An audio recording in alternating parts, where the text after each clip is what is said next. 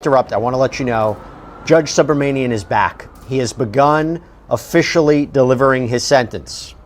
He says to the court, he says to Sean Combs, "The courtroom was silent, the kind of silence that doesn't feel empty, but charged, like a wire stretched too tight. The judge's voice carried across the room, every word sinking like a stone into history. 4 years.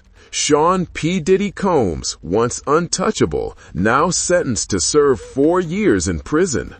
Outside, the frenzy was immediate. Reporters shouted into cameras, fans wept, and critics shook their heads with grim satisfaction. Helicopters hovered above the courthouse, circling like vultures over a fallen king. This was no ordinary celebrity scandal. It was the public downfall of a man who had once been considered hip-hop royalty, a mogul who built an empire from Harlem's cracked pavements to the glimmering towers of Wall Street. But how does a king fall? How does a man who once declared "can't stop, won't stop" finally come to a halt? To understand the weight of this moment, we have to go back to the beginning.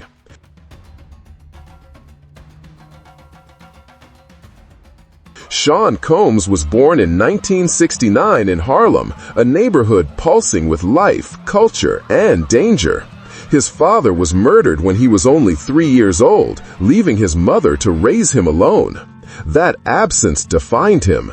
It carved a hunger deep inside, the hunger to be more, to escape the fate that had claimed so many men in his neighborhood.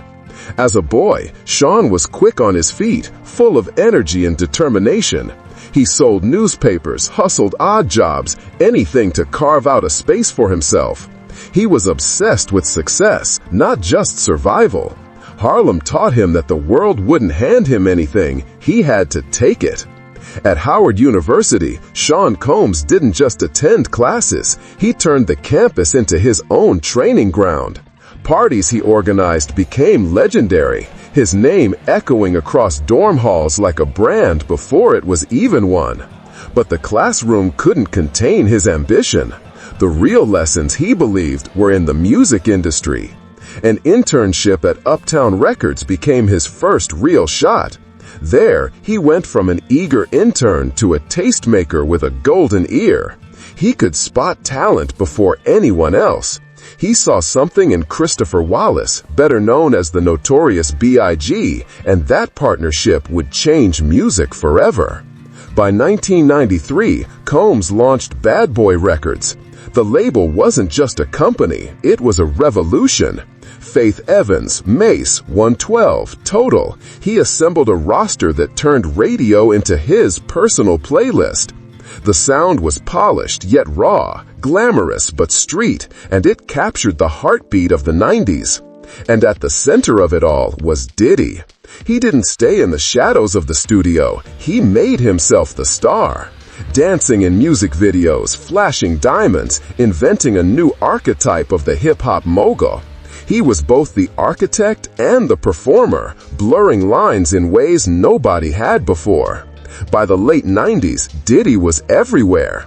His shiny suit aesthetic symbolized excess, celebration, and larger-than-life ambition.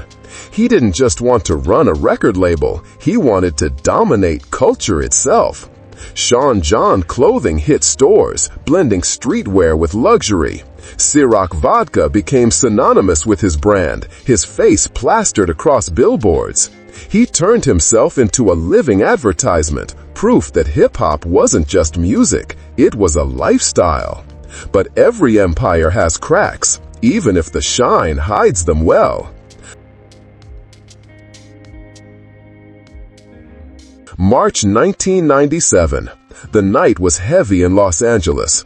A barrage of gunfire tore through the air, and the Notorious B.I.G. was gone. For the world of hip-hop, it was tragedy. For Diddy, it was devastation and opportunity. "I'll Be Missing You," his tribute, became one of the biggest songs of the decade. It transformed grief into glory, sadness into success. But for critics, it also raised uncomfortable questions. Was he mourning his friend or capitalizing on his death? That question would linger for years, another shadow trailing the shine. As his fame skyrocketed, so did the controversies. The 1999 nightclub shooting case nearly derailed him, allegations swirling about weapons and bribes. Though acquitted, the trial painted a different picture of the man fans adored. It showed glimpses of recklessness, of reckoning deferred, but not denied. More accusations followed, allegations of violence, abuse, manipulation. Each time they surfaced, they threatened to puncture the empire. Each time, Diddy found a way to survive. Settlements, denials, silence, the machine kept moving, the music kept selling, the parties kept flowing. But whispers became louder.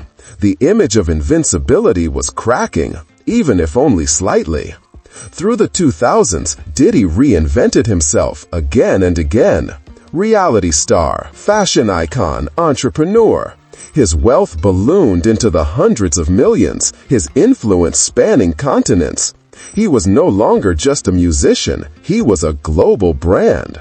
Yet, with great height comes great blindness. Surrounded by luxury, insulated by yes men, and empowered by success, Sean Combs began to believe in his own myth. He wasn't just successful, he was untouchable. Or so he thought.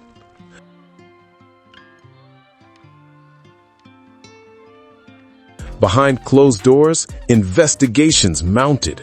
Allegations resurfaced with new urgency. Stories of violence behind the glamour, of control behind the charisma. For years, law enforcement probed, but never landed a decisive blow. Until recently. What had been whispers turned into testimonies. What had been rumors became evidence. When prosecutors finally assembled their case, it wasn't one incident. It was a pattern, a story of power abused and rules ignored. The courtroom stripped him of everything. No shiny suits, no champagne, no entourage.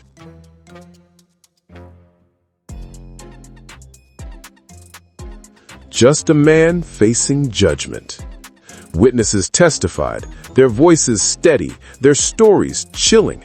They spoke of intimidation, of excess spiraling into destruction, of moments when the man who claimed to uplift others left scars instead. The defense argued fame made him a target, that his name was a magnet for false claims. But the weight of evidence was too heavy. The myth couldn't shield him anymore. When the judge read the sentence, 4 years, the room froze. Diddy didn't move. Cameras captured every second. Fans outside screamed, some in anger, some in disbelief. And just like that, the empire cracked. The aftermath was swift. Brands distanced themselves. Sean John, Revolt TV, Ciroc, names once inseparable from Diddy, scrambled to cut ties. Investors fled. Collaborators went silent. For fans, it was heartbreak. The man whose music had soundtracked graduations, weddings, and parties was now behind bars. For critics, it was vindication. Justice, finally, after years of allegations. But for culture itself, it was a reckoning. How do you separate the art from the artist? How do you celebrate the hits without confronting the harm? We have another wild story coming. Subscribe so you don't miss that.